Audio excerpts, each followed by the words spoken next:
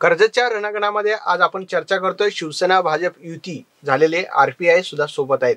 आपल्यासोबत भाजपचे नेते आहेत दीपक बहिरे आणि शिवसेनेचे उपशहर अभिषेक सुर्वे. आपण चर्चा करणार आहोत युती का झाली, युतीचा अजेंडा काय आहे, शिवसेना भाजप सोबत केली की भाजप शिवसेना सोबत गेले, नेमकी मित्र, या सगळ्या अनुषंगाने आपण चर्चा करतोय. त्यांच्या मनामध्ये नेमकी काय आहे या सगळ्या विषयाचे आपण चर्चा करण्यासाठी सर आपल्या दोघांचं स्वागत आहे. सर मला एक सांगा, युती करण्याची गरज भाजपला का वाटली? कर्जतचं जे नगर परिषदचा गेल्या 5 निवडणुकीचा जो इतिहास आहे त्याच्यामध्ये एखादी निवडणूक जी थेट वनिता मसे शिवसेनेच्या जिंकल्या, तो त्यावेळेला खालती नगरसेवक जास्त राष्ट्रवादीचे आले होते. त्याच्यामुळे जो कर्जतचा इतिहास आहे तो विचार करता युती होणं एक प्रकारे काळाची गरज होती. कारण सतत 5 वर्ष NCP निवडून येते आणि अर्थातच त्यांच्या आमदारकीला त्यांना फायदा मिळतो. तर ह्यावेळेला तो निर्णय बदलावा. महाराष्ट्रात आणि केंद्रात दोन्हीकडे भारतीय जनता सरकार आहे, युती सरकार आहे. साहजिकच ज्या ठिकाणी आपलं नगरपालिकांचे आपलं कार्यकर्ते सत्तेवर असतात, त्यामुळे दोन्ही राज्यांमधून जो काही विकासाकरता निधी आहे, ज्या काही अडचणी आहेत प्रशासनामधल्या, कुठे काही फॉरेस्ट महसूलच्या असतात, त्या दूर करण्याकरता वरती शासन असणं ही अतिशय गरजेची गोष्ट आहे. त्याच्यामुळे भारतीय जनता पक्ष आणि शिवसेना युती आता झालेली आहे.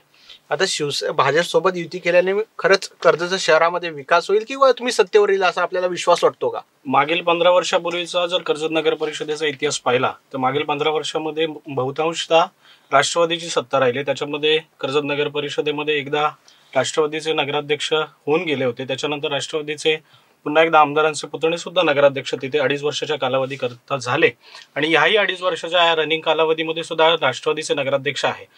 शिवसेना आणि भारतीय जनता पार्टी आणि रिपाईची जी युती आता या नगर परिषदेच्या अनुषंगाने झाली, मागील 5 वर्षांपूर्वी सुद्धा या तीनही पक्षांनी एकत्रित येऊन निवडणुका लढल्या आणि निवडणुकीला सामोरं गेल्यानंतर त्यांची बहुतांश शिवसेनेचे 6 नगरसेवक आणि भारतीय जनता पार्टीचे 2 नगरसेवक अशा 8 जागी आपण भारतीय जनता पार्टीच्या युतीसोबत आपण निवडून आलो. आणि लोकांच्या मनामध्ये एक प्रामुख्याने इच्छा आहे का राष्ट्रवादी, शिवसेना, भाजप आणि RPIचा प्रमुख शत्रू मानलं गेलं तर या राजकारणामध्ये किंवा कर्जतच्या नगर परिषदेच्या राजकारणामध्ये म्हटलं गेलं तर तो राष्ट्रवादी प्रमुख शत्रू आहे. आणि या शत्रूच्या विरोधात लढणं हे शिवसेनेला सुद्धा गरजेचं आहे, भारतीय जनता पार्टीला पण गरजेचं आहे आणि RPIला सुद्धा गरजेचं आहे. आणि जर हे तिन्ही पक्ष एकत्रित आले आणि एकत्रित आल्यानंतर राजकारण, कर्जतच्या राजकारणात नक्की बदल होईल. त्यांची 15 वर्षाची सत्ता नक्कीच आपण शिवसेना, भाजप, RPI युती काबीज करू शकेल. आणि कुठेतरी 15 वर्षामध्ये विकास कामं जी कर्जतच्या नगर परिषदेमध्ये नागरिकांच्या अपेक्षेनुसार झाली नाही आणि ती न झालेली विकास कामं कुठेतरी युतीच्या माध्यमातून करावी अशी मनोमन इच्छा जी जनतेची आहे ती स्थानिक पदाधिकाऱ्यांची, शिवसेना, भाजप, RPI युतीच्या पदाधिकाऱ्यांची आहे आणि त्याच अनुषंगाने आपण इथे एकत्रित आलेलो आहोत. मला सांगा, तुम्हाला 6 जागा दिलेल्या आहेत यावेळेला, गेल्या वेळेला 3 जागा देण्यात आल्या. 6 जागावर आपण समाधानी आहे आणि जी गटबाजी पण झाली, एक गट नाराज, काही युतीसाठी, अशा सगळ्या अनुषंगाने भाजपमध्ये घडलंय. महिनाभर सगळं घडत होतं, त्या अनुषंगाने नेमकी काय सांगाल, काय घडलं तुमच्या भाजपामध्ये? भारतीय जनता पक्ष हा राजकारणात लोकशाही मानणारा पक्ष आहे. त्यामुळे जोपर्यंत एखादा निर्णय होत नाही, कार्यकर्त्यांना वेगवेगळी मतं असू शकतात. एखाद्याला वाटू शकतं की आपण स्वबळावर लढलो तर पक्षाच्या सीट वाढतील, कदाचित पक्षाचा जनाधार वाढेल. एखाद्याला असं वाटत असतं की बाबा आपली जर मताचं विभाजन झालं आणि कदाचित पुन्हा एकदा 6व्यांदा कर्जत नगरसेवेमध्ये मुख्य जो राष्ट्रवादी काँग्रेस पक्ष आहे याला संधी मिळेल. त्यामुळे जोपर्यंत निर्णय होत नाही तोपर्यंत मतप्रवाह चालू असतात. आणि एकदा का निर्णय झाला, वरिष्ठांनी निर्णय घेतला, जिल्हा अध्यक्ष असतील किंवा पालकमंत्री असतील, ते अतिशय राजकीयदृष्ट्या हुशार आणि परिपक्व नेते आहेत. त्यामुळे सर्व गोष्टींचा त्यांनी अभ्यास केला त्यांनी आणि अंतिम मतं सर्वांबरोबर त्यांनी निर्णय घेतला. निर्णय 20 मतभेद असू शकतं, पण झाल्यानंतर सर्व कार्यकर्ते आता एकदा काम करतात. म्हणजे गटबाजीचा फटका युतीला बसणार नाही असं आपल्याला वाटतंय का? नाही, गटबाजीचा फटका युतीला काही बसणार नाही. काही कार्यकर्ते हे भारतीय जनता पक्षाचा विचारांचे कार्यकर्ते आहेत, त्यामुळे मर्यादेपणे विरोध करतात ते, परंतु नंतर पक्ष निर्णय हाच मानला जातो. भारतीय जनता पक्ष देश प्रथम, पक्षानंतर मग स्वतः, हे भाजपच्या प्रत्येक बोर्डावर आपण विधेयक वाचलं असेल. कार्यकर्ते नाराजी असते, नाराजी माणूसचा स्वभाव आहे, ती काही दिवसांनी ती कमी होते. ती या 2-4 दिवसांवर सर्व कार्यकर्ते आमच्या कामाला लागलेले आहेत. आज जो सकाळी नारळ फोडला दाभाई मंदिराच्या युतीचा, भारतीय जनता सर्व पदाधिकारी हजर होते. मला सांगा, शिवसेनेचं एक गटाचं म्हणणं होतं की भाजपला 6 जागा देण्याची गरज का वाटली, म्हणजे नगराध्यक्षासाठी 6 जागा तुम्ही भाजपला सोडला, असं एका गटाचं म्हणणं आहे. नेमकी काय सांगाल तुम्ही? कसं आहे, शिवसेना, भाजप आणि आरपीआय युतीच्या माध्यमातून जर आपण नगर परिषदेची निवडणूक पाहिली तर राष्ट्रवादीचे पूर्ववत असलेले आत्ताच रनिंग असलेले आमदार, लोकांच्या मनामध्ये ही काहीतरी साशंकता आहे का पुन्हा एकदा आमदारांची मुलगी उभी राहिल्यानंतर कर्जतच्या राजकारणामध्ये पुन्हाच आमदारकीचं राजकारण कर्जत नगर परिषदेच्या दृष्टिकोनातून होईल आणि त्यांना कुठेतरी शह देण्यासाठी, त्यांना राजकारणामध्ये कुठेतरी मागे खेचण्यासाठी शिवसेना आणि भाजप आणि आरपीआय युती जर एकत्रित झाली तरच आपण प्रामुख्याने त्यांच्यासोबत लढू शकतो, त्यांच्या विरोधात लढू शकतो. एक पाहिलं गेलं तर आजही राष्ट्रवादीची ताकद, एकंदरीत राष्ट्रवादी पक्ष असं म्हणतात किंवा त्यांचे पदाधिकारी म्हणतात की आमची ताकद खूप काही कर्जत तालुक्यात म्हणा, नगर परिषदेमध्ये म्हणा बहुतांश प्रमाणात आहे. पण तरी सुद्धा त्यांना काही घटक पक्षांना बरोबर घेऊनच नगर परिषदेची निवडणूक लढवावी लागते. मग त्याच घटक पक्षांना आम्ही काही आमचे जे मनभेद बाजूला ठेवून कुठेतरी आमच्या सामंजस्याच्या भूमिकेने त्यांना त्यांचं ताकद भारतीय जनता पार्टीला आजमावायची कर्जत शहरामध्ये आहे आणि ही ताकद आजमावत असताना थेट नगराध्यक्ष हा जर शिवसेनेच्या वाट्याला असेल आणि उर्वरित जर जागा भारतीय जनता पार्टीला 6 जर द्याव्या लागत असतील तर याचं संगनमताने कुठेतरी विचारपूस एकमेकांची करून आम्ही 6 जागी त्यांना कुठेतरी जागा दिलेल्या आहेत आणि प्रामुख्याने तिथे नगरसेवक पदासाठी काही ठिकाणी गटबाजी पण आहे, काही ठिकाणी अपक्ष पण सुद्धा फॉर्म भरलेले आहे त्यांना. हा, कसं असतं, प्रत्येक नगर परिषदेच्या निवडणुकीमध्ये प्रत्येक वॉर्डमध्ये आरक्षण वाईज प्रत्येक बहुतांश लोक इच्छुक असतात. काही लोकांना तिथे संधी मिळते, काही लोकांना संधी मिळत नाही. प्रामुख्याने मीही एका प्रभागामध्ये इच्छुक होतो पण मला कुठेतरी संधी मिळाली नाही. पण ती संधी मिळाली नाही म्हणून मी पक्षाच्या विरोधात काम करीन असं मी पदाधिकारी म्हणून तरी करू शकत नाही. तसाच एखादा कार्यकर्ता त्या ठिकाणी नाराज असेल तर काही कालावधी नगर परिषदेच्या निवडणुकीसाठी आहे. येत्या 27 तारखेपर्यंत आणि येत्या 17 तारखेला आपण फॉर्म मागे घेण्याची तारीख आहे. त्यामुळे ते मागे घेईपर्यंत आपण कार्यकर्त्यांना समजावून त्यांच्यासाठी कुठेतरी समजूत काढून त्यांच्याशी पक्षाचे पदाधिकारी बोलून हे नक्कीच प्रयत्न केले जातील आणि त्यांची समजूत काढून ती कुठेतरी अपक्ष ज्यांनी फॉर्म भरलेत ते नक्कीच मागे घेतील. याची आम्हाला बंडखोरी होणार नाही, 100% होणार नाही. यावेळेस जो फटका बसणार होता तो बसणार नाही. म्हणजे 6 जागा ज्या भाजपला दिल्या, एक गटाचं म्हणणं होतं की भाजप 6 जागा तो फटका बसेल आणि ते राष्ट्रवादीला मदत करतील, असं नाही, असं होणारच नाही. आता संगनमताने ज्या गोष्टी चर्चेतून ठरलेल्या आहेत, शिवसेना, भाजप, आरपीआयचा प्रमुख एकमेव शत्रू असेल तो राष्ट्रवादी आणि राष्ट्रवादीच्या विरोधात एकत्रित येऊन सगळे पदाधिकारी आता तयारीत लागलेत. भुईसपाट राष्ट्रवादी 100% भुईसपाट व्हायचे आणि जर राष्ट्रवादी आज भुईसपाट कर्जतच्या नगर परिषदेच्या राजकारणात झाली तर भविष्याच्या राजकारणामध्ये डोईजड होणार नाही. ही आपल्याला सोपं जाणार, 100% जाणार. विधानसभेला ते विधानसभेच्या दृष्टिकोनातूनच खऱ्या अर्थाने शिवसेना, भाजप आणि आरपीआयची विधानसभेच्या दृष्टिकोनातून ही विजयाची नांदी कर्जत नगर परिषदेसाठी. मला सांगा, एक शहरी आणि ग्रामीण असं शिवसेनेमध्ये 2 गट आहे. म्हणजे शहरातला वेगळा गट असतो, युवा सेना असेल सगळं काय, आणि शहरातला ग्रामीण भागातला. मग हे 2 ग्रामीण आणि शहरी भागातले मग कसं एकजूट करणार ना? शेवटी कर्जत नगर परिषद प्रत्येक नाते संबंध असतात. 2 गटांना एकत्र कसं करणार ना? बऱ्याच वेळा त्यांचा संघर्ष होता. जरी 2 गट असले किंवा नातीगोती एकत्रित जरी गोष्टी असल्या तरी शिवसेनेचा जो पदाधिकारी असतो, वंदनीय बाळासाहेबांच्या शिकवणीतून घडलेला शिवसैनिक हा प्रामुख्याने बहुतांश हा कधीही पक्षाच्या विरोधात जाऊन काही प्रमाणात काम करत नाही. त्यामुळे नगर परिषदेच्या निवडणुकीमध्ये म्हणा किंवा ग्रामीण आणि शहरी भागात 2 जरी तट असले तरी ग्रामीण भागातला पदाधिकारी शहरी भागात येऊन नक्कीच प्रामुख्याने त्याच्या परीने किती काही देता येईल नगर परिषदेच्या निवडणुकीसाठी हे प्रयत्न 100% तो ग्रामीण भागातला सुद्धा पदाधिकारी करणार.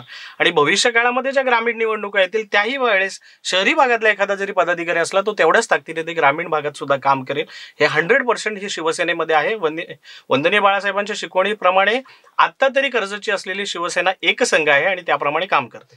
मला एक, आपल्याकडे पालकमंत्री सक्षम होते, जिल्हाध्यक्ष सक्षम होते आणि जिथे पालकमंत्री सूत्र घेतात तिथे विजय झालेला आहे भाजपचा. तरी आपल्याला असं वाटलं नाही की आता आपण सोबत लढावं आणि चांगला एक पर्याय द्यावा कर्जतकरांना. मगाशी म्हटल्याप्रमाणे मी की स्वबळावर निवडणूक लढवावी का निवडणूक युतीच्या माध्यमातून लढवावी याच्यावर भारतीय जनता पक्ष पूर्णतः लोकशाही चर्चेतून तो निर्णय झालेला आहे. निर्णयाला त्यांनी चर्चेला 15 दिवस पण घेतले, शक्यताही आजमावल्या, कार्यकर्त्यांची तयारी किती आहे, आता सरकार आल्याच्या नंतर त्याचा प्रभाव काय, त्याचा सर्व गोष्टी लक्षात घेऊन अंतिमतः लक्षात आलं की काय भारतीय जनता पक्ष हारणार वगैरे काही नाही. परंतु कदाचित दोघांच्या मंडळामध्ये पुन्हा एकदा राष्ट्रवादी येईल आणि कुठेतरी हा लोकांना बदल हवा आहे. वेगवेगळ्या ठिकाणी लोक पोस्टाशी वेगवेगळ्या ठिकाणी भेटतात, ज्येष्ठ नागरिक असतात, पेन बँकेन प्रभावित असतात, वेगवेगळे आणि असतात, ते सांगत असतात बाबांनो एकत्र या तुम्ही, आपल्याला ह्यावेळेला बदल हवा आहे आपल्याला. त्यामुळे जनतेची भावना आम्ही लक्षात घेतली आणि आता जी आपल्या युती स्थिती आपण केली. मला सांगा, आता तुमचं युतीचं आलं तर काय अजेंडा असेल तुमच्या समोर?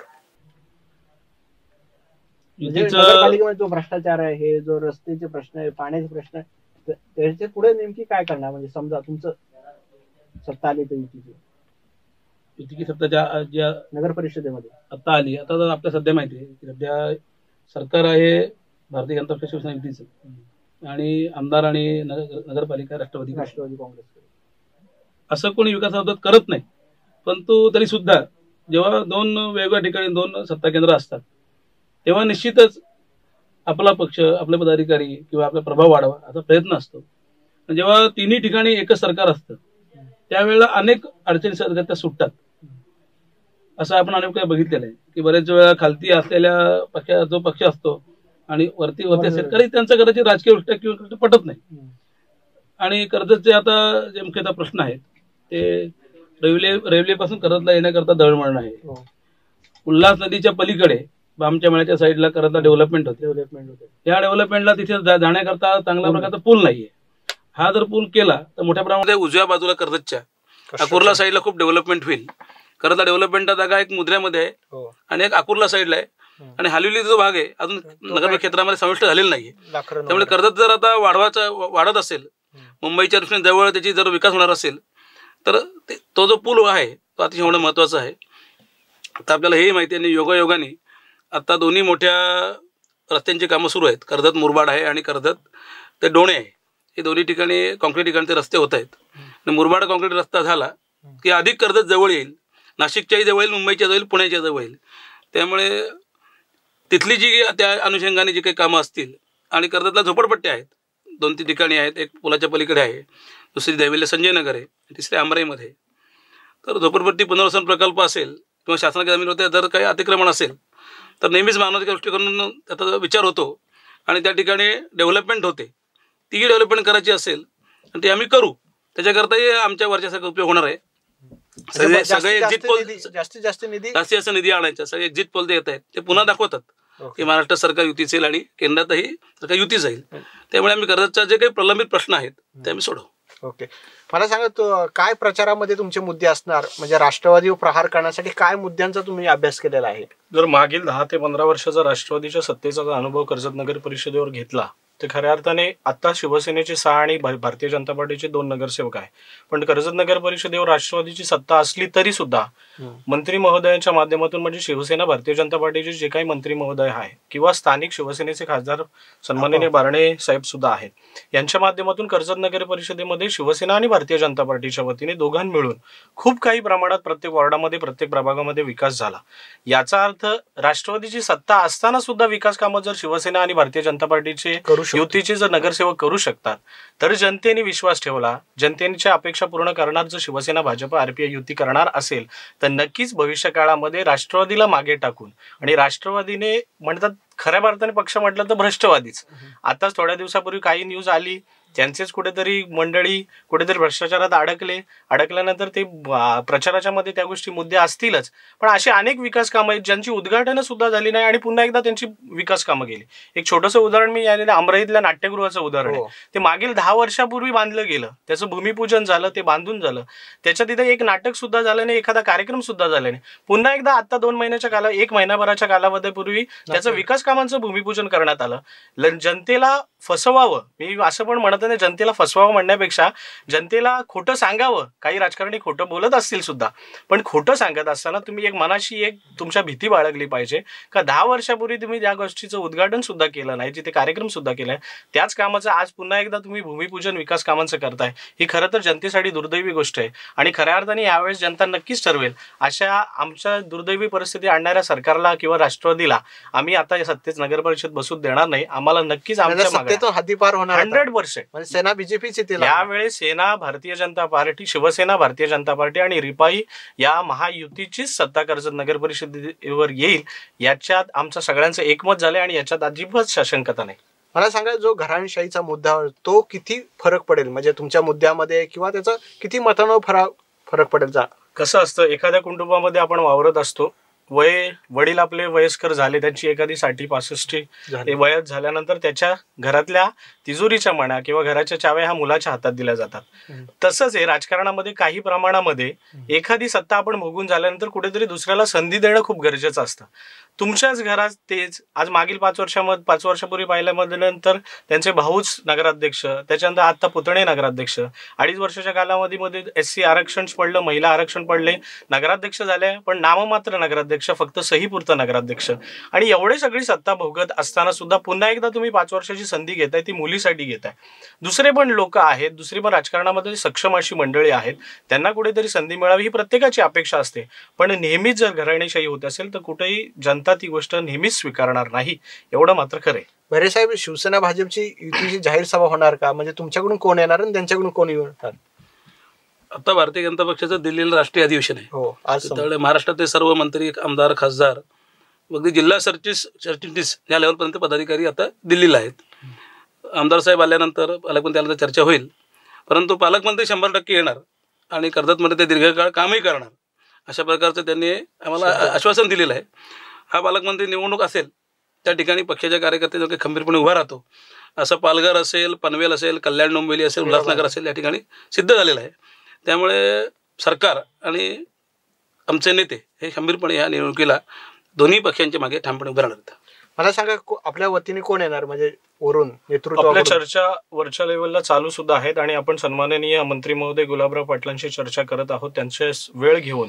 आणि सुद्धा शिवसेनेचे उपनेते सुद्धा 2 आहेत, ते अमोल कोल्हे साहेब आणि नितीन बानगोडे पाटील, यांच्या दोघांशी चर्चा केल्यानंतर वेळ ठरवून त्यांचा आपण एक टायमिंग घेऊन तारीख ठरवून आपण नक्कीच त्यांना आणण्याचा प्रयत्न या निवडणुकीच्या निमित्ताने इथे करणार आहोत शिवसेनेच्या वतीने. मला सांगा, आता शेवटच्या टप्प्यामध्ये काय काय आराखडा असणार आहे तुमच्या? शेवटच्या मतदारांपर्यंत जाण्यासाठी काय प्लॅनिंग केलं तुमच्या मनामध्ये? आता आजच मगाशी म्हटल्याप्रमाणे आपण ढाबे मंदिर येथे नारळ फोडला प्रचाराचा. दिवस कमी आहेत, 9 प्रभाग आहेत, त्यामुळे साधारणपणे प्रत्येक प्रभागाला साधारणपणे 2 दिवस अशा मुख्य आमच्या थेट नगरच्या ज्या उमेदवार आहेत त्या एक पॅनलला फिरणार आहेत. त्यामुळे त्यांचा तो 18 दिवसाचा प्रवास त्यांचा होणार आहे. त्याचबरोबर त्या ज्या दुसऱ्या भागात फिरतील तेव्हा आमचे सर्व कार्यकर्ते एक दिलाने संपर्क साधतील, आपली भूमिका मांडतील, पक्षाचा जाहीरनामा, त्यांची वैयक्तिक केलेलं काम आणि सरकारची कामगिरी या सर्वच्या आधारावर आम्ही आता थोडं समोर जाणार आहोत. जाहीरनामा कधी प्रकाशन होणार? मग त्याचा काय कार्यक्रम वगैरे दोघांच्या वतीने काय असं? साधारणतः ते 17 तारखेला एकदा फॉर्म मागे घेतल्यानंतर 4 ते 5 दिवसाच्या कालावधीमध्ये त्यानंतरच्या कालावधी म्हणजे 27 तारखेला साधारणतः मतदानाच्या 4 ते 5 दिवस आधी आम्ही जाहीरनामा ते योग्य रीतीने प्रसिद्ध करू, आपल्यासमोर तो मांडू. आणि जाहीरनाम्यामध्ये जे भविष्यात आम्ही अडचणींना मागील कालावधीमध्ये जे जनतेला सामोरं जावं लागलं त्या अडचणी भविष्यकाळात कशा येणार नाही आणि विकास कामं कशी होतील आणि आमच्याकडून काय सोयीसुविधा, जर आम्ही सत्तेत बसलो तर काय सोयीसुविधा देऊ शकतो, या सगळ्या त्या जाहीरनाम्यामध्ये प्रकर्षाने प्रकर्षित असतील आणि त्या आम्ही जाहीरनाम्यात मांडणार. या कर्जच्या निवडणुकीमध्ये मला सांगा, आधुनिक टेक्नॉलॉजीचा वापर होणार का प्रचारामध्ये? कशा पद्धतीने करणार आहात तुम्ही? म्हणजे आम्ही आधुनिक टेक्नॉलॉजी म्हणजे डॉक्युमेंटरी तयार करणार आहोत कर्जतच्या जाहीरनाम्याच्या दृष्टिकोनातून, म्हणजे विकासाच्या दृष्टिकोनातून. म्हणजे आता तुम्ही पाहिलं असेल शिवसेनेच्या माध्यमातून संजय राऊत साहेबांच्या निधीतून आपण एक स्मशानभूमीचं भूमिपूजन काही कालावधीपूर्वी केलं. त्याची डॉक्युमेंटरी जर पाहिली असेल तर आम्ही नक्कीच तिथे खूप काही टेक्नॉलॉजीचा वापर करून आम्ही कुठेतरी ती डॉक्युमेंटरी तयार केली आणि जनतेला आम्ही काय देणार आहोत ते आम्ही त्याच्यामध्ये प्रामुख्याने मांडलंय. तशाच पद्धतीने आता भविष्य काळामध्ये आम्ही जनतेला या नगर परिषदेवर सत्ता आल्यानंतर काय देणार आहोत हे पण डॉक्युमेंटरीच्या माध्यमातून, व्हिडिओच्या माध्यमातून, कुठेतरी बाईट्सच्या माध्यमातून, प्रतिक्रियांच्या माध्यमातून हे आम्ही तुमच्यासाठी करणार आहोत, जनतेसाठी करणार आहोत. कर्जतच्या रणांगणामध्ये दीपक बहिरे आणि अभिषेक सुरे यांनी सांगितले, आम्ही युतीसाठी लढत आहोत आणि नक्कीच परिवर्तन करण्याचा प्रयत्न या दोघांकडून केला गेला आहे. आपण इथेच थांबतोय. प्रत्येक चर्चा आपण या सत्रामध्ये करणार आहोत. पाहत राहा रायगड माझा.